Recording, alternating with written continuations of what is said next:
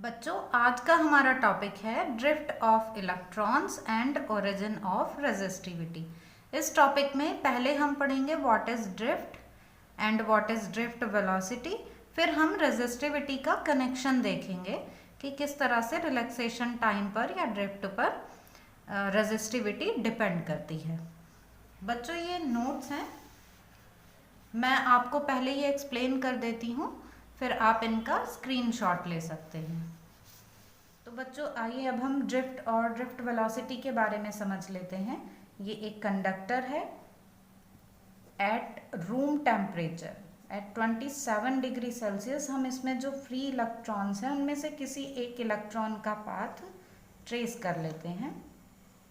तो ये totally random होता है कि कोई भी एक इलेक्ट्रॉन इस तरह से मूव कर रहा होता है इनसाइड द कंडक्टर, और जब हम उसके डिस्प्लेसमेंट की बात करते हैं तो डिस्प्लेसमेंट ज़ीरो होता है, इसलिए उसकी एवरेज वेलोसिटी भी ज़ीरो होती है। इस सिचुएशन को बच्चों हम बिल्कुल एक्वेरियम की सिचुएशन से कंपेयर कर सकते हैं।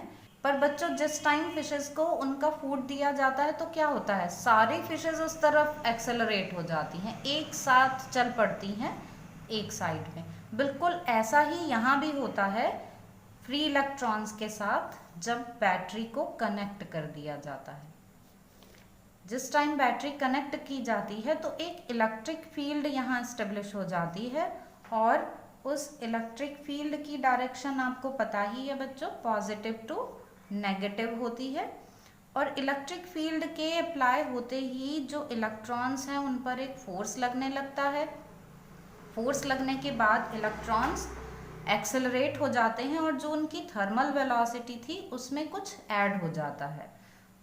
अब वो देख लेते हैं हम फिर से। हम सपोज इसी इलेक्ट्रॉन की बात करते हैं कि ये इलेक्ट्रॉन इस तरह से मूव कर रहा था in absence of electric field, पर जैसे ही इलेक्ट्रिक फील्ड अप्लाई होती है तो इसमें एक्सेलरेशन आ जाता है और ये इस तरह से मूव करने लगता है अब, और यहाँ ना पहुँचकर अब इस यहाँ पर पहुँच जाता है।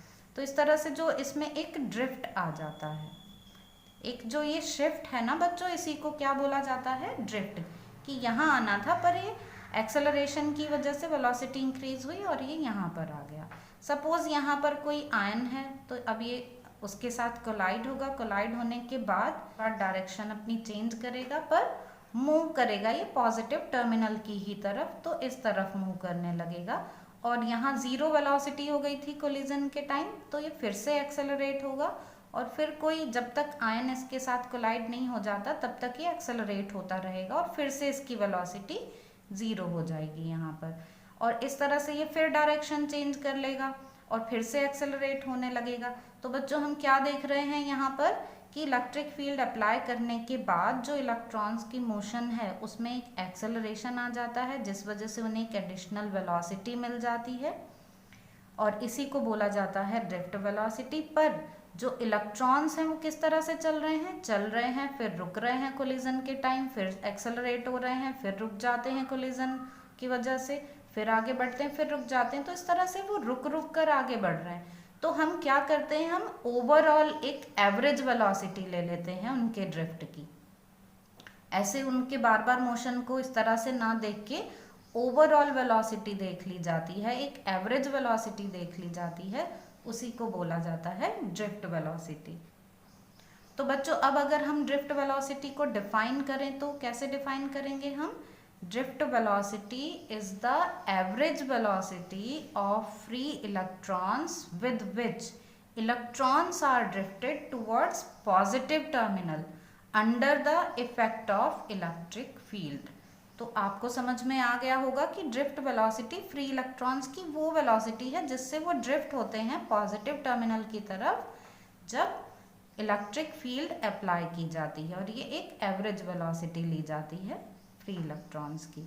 अब हम इसके लिए एक्सप्रेशन फाइंड कर लेते हैं बच्चों। हम यहाँ बात कर रहे हैं कि इलेक्ट्रिक फील्ड अप्लाई करने के बाद इलेक्ट्रॉन्स एक्सेलरेट हो जाते हैं, तो हम वो एक्सेलरेशन फाइंड कर लेते हैं। A is equal to F upon M. F को हम रख लेंगे क्यू ई बाय एम, और यहाँ क्यू को हम रख देंगे ई बाय एम हो जाएगा। ये ई क्यों रखा हमने, क्योंकि यहाँ इलेक्ट्रॉन्स की बात हो रही है तो इलेक्ट्रॉन्स का चार्ज रख देंगे। बच्चों अगर हम इसे वेक्टर फॉर्म में लिखेंगे तो यहाँ वेक्टर अप्लाई कर देंगे, यहाँ वेक्टर अप्लाई कर देंगे और यहाँ माइनस साइन क्यों अप्लाई कर देंगे, क्योंकि हम देख रहे हैं कि इलेक्ट्रॉन्स ड्रिफ्ट इस डायरेक्शन में हो रहे हैं, फोर्स इस डायरेक्शन में लग रही है, पर इलेक्ट्रिक फील्ड की डायरेक्शन क्या है, positive to negative electric field की डायरेक्शन ये है। तो इलेक्ट्रिक फील्ड और फोर्स की डायरेक्शन एक दूसरे के अपोजिट हैं, वही शो करता है ये नेगेटिव साइन। तो बच्चों हमारे पास ये आ गया यूनिफॉर्मली एक्सेलरेटेड मोशन का एक्सेलरेशन, की जो फ्री इलेक्ट्रॉन्स हैं वो किस एक्सेलरेशन से एक्सेलरेट हो रहे हैं। अब हम फाइंड कर लेते हैं ड्रिफ्ट वेलोसिटी। काइनेमैटिक्स की first equation v = u + at में हम यहाँ पर ये लेंगे ड्रिफ्ट वेलोसिटी, ये हम लेंगे u एवरेज और ये एक्सेलरेशन, और यहाँ जो टाइम है ना बच्चों वो है ये time interval between two successive collision, तो हम इसका भी एवरेज ले लेते हैं। तो जब हम एवरेज लेते हैं तो हम इसको लिखते हैं टॉ, और इसे बोला जाता है time of relaxation. Time of relaxation क्या है, time interval, a very short interval of time between two successive collisions.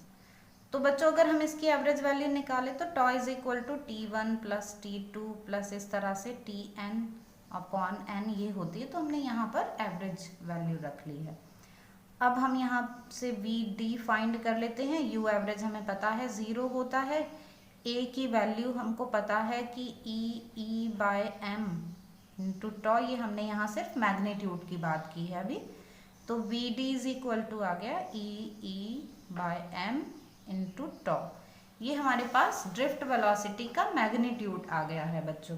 अब अगर हम इसके वेक्टर फॉर्म देखेंगे तो हम यहाँ पर वेक्टर अप्लाई कर देंगे, यहाँ माइनस साइन और यहाँ पर वेक्टर, तो ये हमारे पास ड्रिफ्ट वेलोसिटी के लिए एक्सप्रेशन आ जाता है।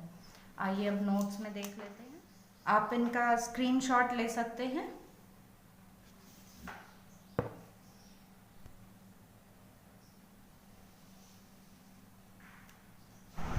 बच्चों अब हम नेक्स्ट टॉपिक देखते हैं मोबिलिटी। आपको इसके नाम से ही लग रहा होगा it is something about movement. जैसे मोबाइल हॉस्पिटल होते हैं या मोबाइल फ़ोन्स होते हैं जो एक जगह से दूसरी जगह मूव कर सकते हैं, उनको मोबाइल बोला जाता है। कंडक्टर में ये जो मोबाइल चार्ज कैरियर्स होते हैं ये होते हैं फ्री इलेक्ट्रॉन्स। तो मोबिलिटी एक्चुअल में क्या है, how quickly electrons are drifted in a conductor. अब हम इसको डिफाइन कर लेते हैं। Mobility is the magnitude of drift velocity पर यूनिट इलेक्ट्रिक फील्ड। तो सेम इलेक्ट्रिक फील्ड के लिए बच्चों कुछ कंडक्टर्स में फ्री इलेक्ट्रॉन्स की ड्रिफ्ट वेलोसिटी ज़्यादा होती है, कुछ की उतनी ज़्यादा नहीं होती। तो हम इस तरह से उनकी मोबिलिटी फाइंड कर सकते हैं। Mobility is equal to Vd/E, magnitude of drift velocity पर यूनिट इलेक्ट्रिक फील्ड। बच्चों इसको हम एक एग्जांपल से समझ लेते हैं कि आपके पास 2 साइकिल्स हैं, एक काफ़ी टाइम से रखी हुई है, यूज़ में नहीं है, और दूसरी की प्रॉपर केयर हो रही है, वो अच्छे से चलती है। तो अब आपने उन दोनों साइकिल को सेम फोर्स से चलाया तो किसका मूवमेंट ज़्यादा होगा? ऑब्वियस सी बात है कि जो अच्छी कंडीशन में है। तो आपने फोर्स तो दोनों पे सेम ही लगाया था, पर एक ज़्यादा ड्रिफ्ट हो गई, दूसरी में उतना ड्रिफ्ट नहीं आया। तो वो सेम कंडीशन है बच्चों यहाँ पर कंडक्टिविटी के साथ, कि डिफरेंट मटेरियल्स जो हैं उनकी कंडक्टिविटी डिफरेंट होती है। तो जिनकी ड्रिफ्ट वेलोसिटी ज़्यादा होगी उनकी मोबिलिटी ज़्यादा होगी। तो हमने इसकी डिफाइन देख ही ली, ड्रिफ्ट वेलोसिटी पर यूनिट इलेक्ट्रिक फील्ड। अब हम ड्रिफ्ट वेलोसिटी की यहाँ वैल्यू पुट कर देंगे E/m × टॉ, ये हमने अभी जस्ट पहले ही डिराइव किया है फॉर्मूला। तो इससे हमारे पास जो मोबिलिटी है वो आ जाएगी E/m × टॉ। तो आप देख रहे हैं कि ये मोबिलिटी किस पर डिपेंड कर रही है, टाइम ऑफ रिलैक्सेशन पर। और ये टाइम ऑफ रिलैक्सेशन क्या है बच्चों, time interval between 2 successive collision. तो 2 सक्सेसिव कोलिजन के बीच में अगर ज़्यादा गैप होगा टाइम का, ज़्यादा देर में कोलिजन्स होंगे तो उनकी मोबिलिटी ज़्यादा होगी। बच्चों ये तो ऑब्वियस सी बात है ना कि जितने ज़्यादा कोलिजन्स होंगे फ्री इलेक्ट्रॉन्स को मूवमेंट में उतनी ही ज़्यादा प्रॉब्लम आएगी, तो मोबिलिटी उतनी ही कम होगी। जितना वो विदाउट कोलिजन ज़्यादा चल पाएंगे वो उतना ही ज़्यादा एक्सेलरेट कर पाएंगे। तो टाइम ऑफ रिलैक्सेशन ज़्यादा होगा तो मोबिलिटी भी ज़्यादा हो जाएगी। तो ये मोबिलिटी डिपेंड करती है टाइम ऑफ रिलैक्सेशन पर और ये मास के इन्वर्सली प्रोपोर्शनल होती है। फिलहाल हम बात कर रहे हैं यहाँ पर इलेक्ट्रॉन्स की, तो हम सिर्फ इलेक्ट्रॉन्स की बात कर रहे हैं, इसलिए हम मास से कंपेयर नहीं करेंगे इसको। ये तब होता है जब हम सेमीकंडक्टर यूनिट पढ़ेंगे, वहाँ पर हम इलेक्ट्रॉन्स और होल्स के मास का डिफरेंस लेते हैं, तब हम बात करते हैं मास के रिलेशन में। स्केलर क्वांटिटी है ये बच्चों, और इसकी SI यूनिट आप फाइंड कर सकते हैं ड्रिफ्ट वेलोसिटी पर यूनिट इलेक्ट्रिक फील्ड की हेल्प से। तो यहाँ पर ये SI यूनिट लिख दी है। जो कंडक्टिविटी है वो अराइज होती है due to mobile charge carriers. अब ये mobile charge carriers different materials के लिए डिफरेंट होते हैं। जैसे अगर मेटल की बात करें तो मेटल में चार्ज कैरियर्स होते हैं इलेक्ट्रॉन्स, फ्री इलेक्ट्रॉन्स। इलेक्ट्रोलाइट की बात करें तो उसमें चार्ज कैरियर होते हैं पॉजिटिव और नेगेटिव आयंस, और किसी गैस में चार्ज कैरियर्स होते हैं positive negative ions and electrons. Semiconductor में ये होते हैं इलेक्ट्रॉन्स एंड होल्स। तो बच्चों अब हम रिलेशन फाइंड करेंगे between drift velocity and electric current. इसके लिए हमने एक ये कंडक्टर ले लिया है जिसकी लेंथ है L और जिसका क्रॉस सेक्शन एरिया है A। अब जब इस कंडक्टर पर इलेक्ट्रिक फील्ड अप्लाई की जाती है बैटरी से कनेक्ट करके, तो उस इलेक्ट्रिक फील्ड को हम लिख सकते हैं E = V/L, where V is the potential difference across the terminals. अब बच्चों हम ये देखेंगे कि टोटल चार्ज इस कंडक्टर को जो क्रॉस कर रहा है वो कितना है। हमें पता है कि जो इसका क्रॉस सेक्शन है उसको जो चार्ज क्रॉस करता है वो NE होता है किसी भी एक क्रॉस सेक्शन को। तो पूरे कंडक्टर को क्रॉस करने वाला चार्ज कितना होगा, हम इस कंडक्टर के वॉल्यूम से इसमें मल्टीप्लाई कर देंगे। तो हमने वही किया है यहाँ पर कि हमने ये चार्ज टोटल चार्ज फाइंड करने के लिए AL से मल्टीप्लाई और कर दिया है NE में, क्योंकि AL क्या है, कंडक्टर का वॉल्यूम है। तो हमने Q फाइंड कर लिया इस तरह से। अब हम देख रहे हैं कि पूरे कंडक्टर में चार्ज को क्रॉस करने में कितना टाइम लगता है। तो टाइम = डिस्टेंस अपॉन स्पीड। तो टाइम = डिस्टेंस कितनी है, जो लेंथ है कंडक्टर की, और स्पीड उसकी ड्रिफ्ट वेलोसिटी जो है वो रख देंगे हम यहाँ पर। तो अब हमारे पास Q की भी वैल्यू है, हमारे पास T की भी वैल्यू है। अब हम इलेक्ट्रिक करंट का फॉर्मूला यूज़ कर लेते हैं, I = Q/T। इसमें हम Q की वैल्यू पुट कर दे रहे हैं, हम इसमें T की वैल्यू पुट कर दे रहे हैं, और वैल्यू पुट करने के बाद हमने देखा L से L कैंसिल हो जाता है। तो I = NEAVD मिल जाता है हमें। तो ये है करंट और ये है ड्रिफ्ट वेलोसिटी। तो इस तरह से हमको करंट और ड्रिफ्ट वेलोसिटी में रिलेशन मिल जाता है। अब किसी एक कंडक्टर के लिए बच्चों उसमें जो नंबर ऑफ इलेक्ट्रॉन्स हैं वो भी फिक्स होंगे, जो चार्ज है ये तो फिक्स होता ही है, क्रॉस सेक्शन एरिया भी फिक्स होगा। तो ये NEA तो कांस्टेंट हो गए। तो जो करंट है वो किस पर डिपेंड कर रहा है, ड्रिफ्ट वेलोसिटी पर डिपेंड कर रहा है। तो I = NEAVD से हमने ये रिलेशन फाइंड कर लिया कि I is directly proportional to drift velocity. बच्चों अब हम देख लेते हैं deduction of Ohm's law by the relation I = NEAVD।